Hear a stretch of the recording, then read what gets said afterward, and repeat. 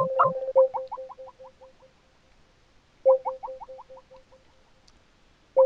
Irish skies were fighting out on the rancid plain.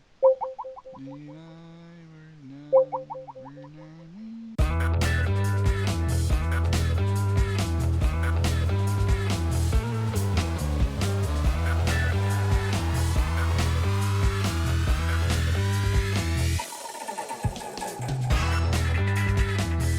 Good morning, afternoon, evening, whatever. We're here. This is Game Losers Radio, and welcome to episode 3.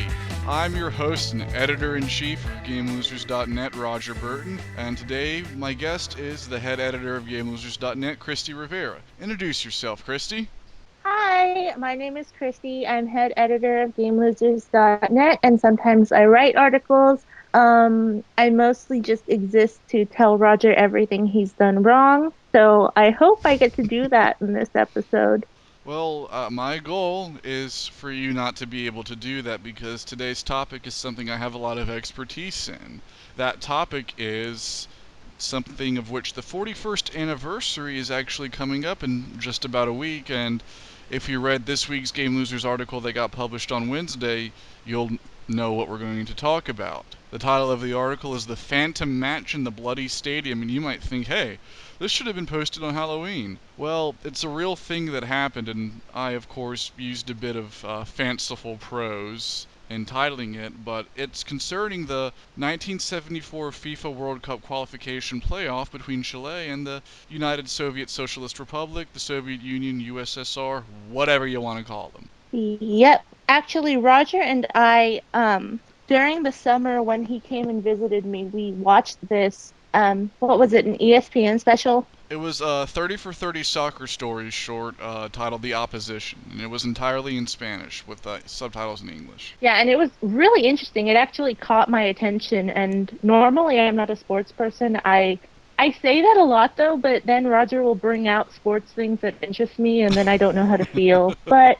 Um but for real, I found this topic really interesting, so I hope you all find it interesting because holy shit. Yeah, History? yeah, we have a lot to talk about here. There's a lot behind this one match that technically was played, but we'll get into the details later. But the reason I say that I'm an expert on it is because my undergraduate thesis, as a history major my senior year of college, was on FIFA's relationship with the Cold War in the 1970s. And I used case studies to analyze that, and one of my case studies was this match, or lack thereof, whatever you want to call Schrodinger's match. it. But I suppose everyone's asking, well, you're talking about it, Roger. What happened? All right. The long and short of it is November 21st, 1973. The second leg of a two-legged playoff, which is where two teams play in one team's home stadium and then another team's home stadium, and then the aggregate of those two scores is put together, and whoever scores the most over the two matches wins. The first leg had been played in the Soviet Union and in September and had finished 0-0, 0-0. I'm going to try to cut down on my soccer speak for this episode. Thank you. The return match was due to be played in Chile at the Estadio Nacional, which was currently being used as a political prisoner internment camp by the military junta of Augusto Pinochet. Yeah. So this stadium was actually holding about 12,000 to 20,000 Chileans and foreigners. Mm-hmm. And it was basically a slaughterhouse. It was awful. I remember torture, executions, like the works basically going on here. Mm-hmm. And for those of you who have experience dealing with world history, you know the background behind this, and that Salvador Allende, who was previously the socialist president of Chile, had been deposed in a coup d'etat, orchestrated in part by Augusto Pinochet and also in part by the United States. But as I say in the article, that's a topic for books, movies, documentaries, anything else. We're focusing on the Chilean Soviet Union. Yeah, it's awful. The United States' role was awful. Let's not talk about that, please. Mm-hmm. But the Soviet Union rightfully protested to playing a match in a stadium that was holding political prisoners, where blood had been spilled. And FIFA said, well, we'll take a look, and if we find anybody there, we'll say you can play the match in like Argentina or something. And of course, this being FIFA, it turns out everybody knows FIFA's corrupt now, but they've been corrupt for a while. And this isn't just me being radio personality Roger Burton, like just saying stuff without evidence to back it up. I found the evidence to back it up. There is plenty of evidence to back up the fact that Chile absolutely should not have had the right to host a match in a stadium that was currently being used as a prisoner internment camp. That sounds like common sense. Yeah. Yeah. In the article, you link the United States Institute of Peace document about this whole thing, and it's over 1,000 pages, and it's full of everything that went wrong. Mm-hmm. And I'm honestly surprised that a match was played here because obviously, as a non sport person, I don't think too much about how history would affect sports because I'm neither a history or a sports person. And so to hear that these two things pretty much melt together, I don't know how to say it properly, but the fact that these two things are so tightly intertwined in this particular moment is kind of horrifying to me, especially in the way that it is. Not just because it's horrifying because it's sports, but Yeah, like you sports and know. history all too often intertwine. Like that was part of the point of the longer paper I wrote, which is 21 pages long, and you sure can read it if you want to.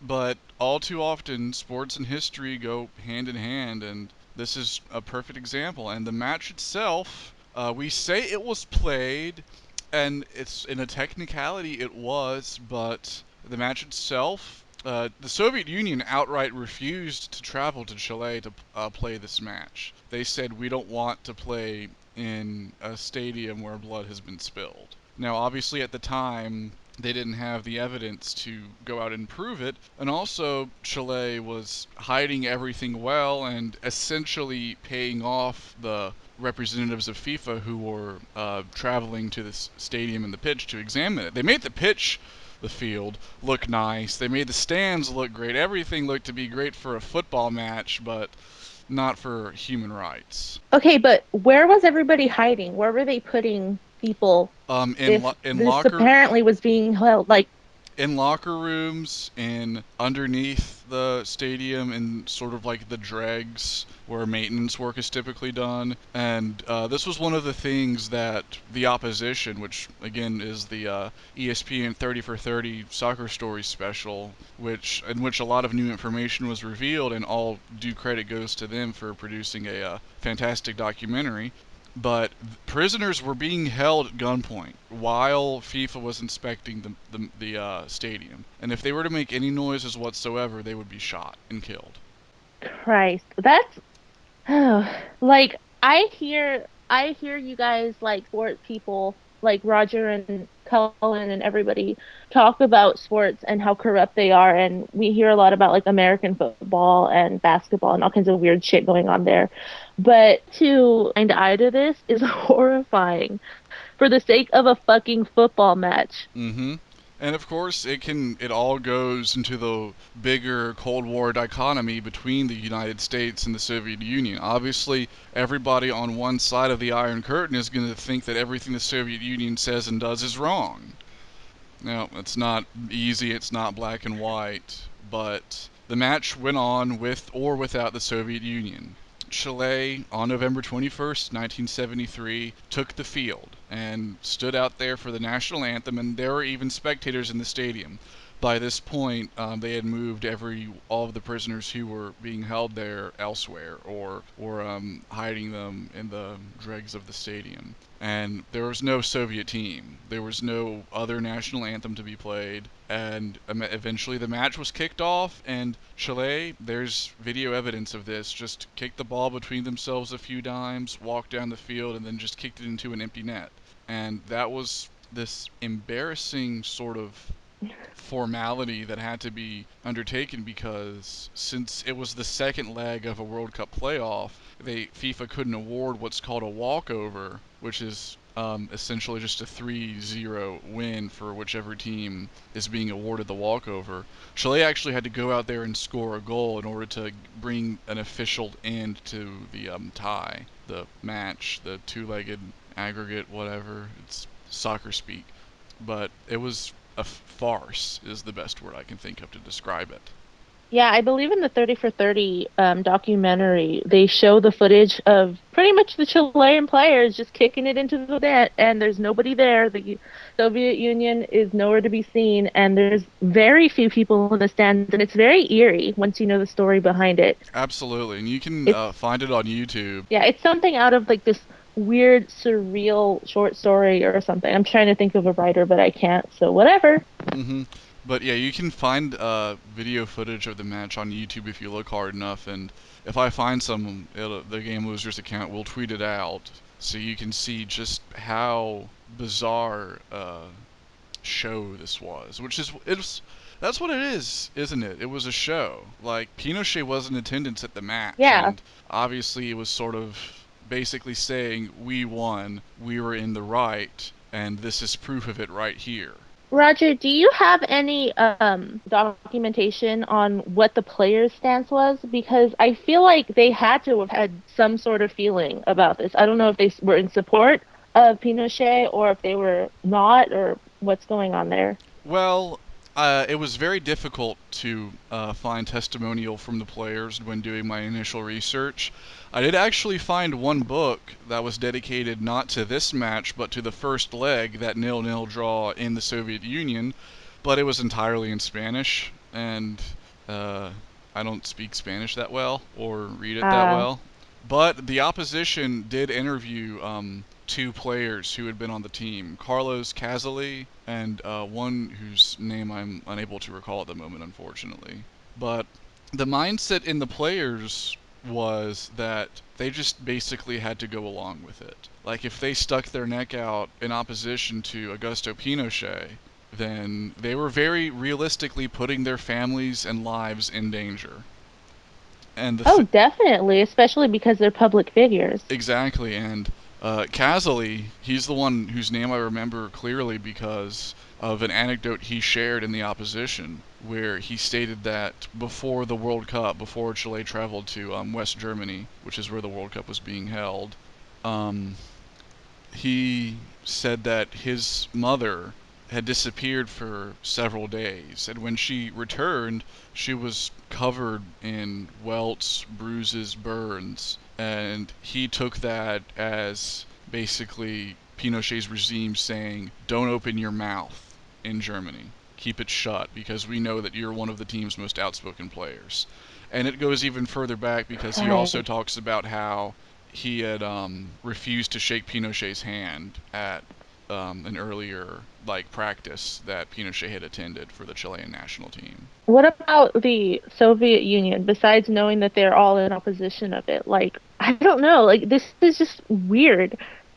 Well, obviously the Soviet Union, they were extremely outspoken about it, especially because, as I state in the article, there is precedent for moving a World Cup qualification match due to unstable conditions in the host country. Because in the 1970s, obviously Northern Ireland was in the middle of the Troubles, conflict between Ireland and Great Britain and everything going on there, and matches there were moved elsewhere. So the Soviet Union said, if you can do this, then why can't you do the same for us? Because obviously, even if the national stadium or the Estadio Nacional wasn't being used as an internment camp, you can easily argue that the conditions in the country were absolutely unstable because the coup d'etat where Pinochet seized power was executed on September 11th, 1973, and this match is taking place just 2 months after that. And obviously, there's still a lot of resistance going on and such. Wow. Okay, so I'm just I can't words. No, it's fine. I was actually just about to jump back to Carlos Caselli, and like the reason that he was so feared essentially by the Pinochet dictatorship is not only because he was outspoken, but he was because he was a key player for the Chilean national team. He in 49 appearances for Chile, he scored 29 goals. That's an average of more than a goal per 2 goals per game, essentially. Nice. And he So he also, was a good player. yeah, and he also sort of has the ignominy of being the first ever player to be sent off via red card in a World Cup during the 1974 World Cup in a match against West Germany. Yeah. I think what surprises me the most about this is the fact that because when you're learning history or ignoring it as you sit in class and doodle, as I did in high school, um, I as I understood it, it was basically the U.S. versus the Soviet Union, like the Mm-hmm. Cold War. I Yeah. mean, and it's pretty like fucky and weird to hear that the Soviet Union actually had legitimate concerns about human rights violations, and the United States backed them up, or they didn't back them up actually. Yeah. They backed up Chile, which is weird because holy shit, there's people being murdered and there's people being taken and threatened and beaten all for the sake of this political coup. Yeah, and the main reason that to sum everything up, and obviously, like I said earlier, books, movies, documentaries. There's a lot to talk about this because I mean it's the Cold War, but the Soviet Union, once Stalin's reign was over, did start to legitimately care about human rights in certain situations because the main reason for the U.S. wanting Pinochet in Chile was they feared Salvador Allende because he was a socialist. And this goes way back to like manifest destiny essentially. Like Ah, they didn't want communism in their half of the globe. And obviously everything red in any way shape or form is communism when you're the United States. that's true. I mean, it just goes to show you that, and I'm saying this as a future Mm, high school history teacher, there is a lot of very important history that doesn't get taught in United States schools for a very specific reason. And that's because they don't want kids to know about this stuff. There are things that the people in power who write these curricula don't want kids to learn because, like, it sort of taints this picture that they're trying to paint of, like, the United States as this know all, sees all, always right entity that they want the kids to grow up learning about. And real life isn't that easy to classify. I grew up, and I'm sure you did. You heard a bunch of stories about like American heroes and how great this country was, and how everything we did was right, and everybody was the villain who opposed us. And it's kind of jarring to hear about this stuff now because like I'm not really that interested in history, and I do read a lot about sad things like North Korean concentration camps and things like that whenever I want to feel sad for some reason.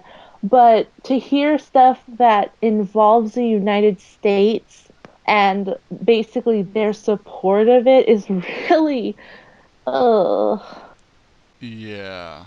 As a history major, somebody with a history degree, believe me, I've read a lot about stuff that kids don't learn about in elementary school, middle school, high school. You've got to go out of your way to learn about stuff like this, and it's disappointing is the best word I can think of to describe it because it's like good or bad, there are things that people should have a right to know. And what they're doing in building curricula is just sort of shunting all of this stuff to the side and pretending it doesn't exist. Yeah, I think that's the saddest part about this whole thing is that not that many people know about it. And so I hope that this episode pretty much opens this topic up to a different audience and educate you guys about what's been going on about sports and shit. Yeah, like this is the like I've said, the goal of Game Losers and by extension Game Losers Radio is to get these things out there to where they're less talked about, less spoken of, less known, expose them to a wider audience to where people can learn about them, people can know about them, people can start acknowledging that they exist, which is an important thing to do. Like on FIFA's official website, which I quote several times in my article, like they're just like, oh, in accordance with the regulations, Chile were awarded victory, and that the Soviet Union refused to travel to the Chilean capital for the return fixture for political reasons. And they're just like, well, We did what we could do, and in all actuality, it's not that simple. There's a lot that FIFA could have done but didn't because they either didn't want to, they either were paid not to, or they just were scared of doing. So it's a lose-lose situation for FIFA, basically.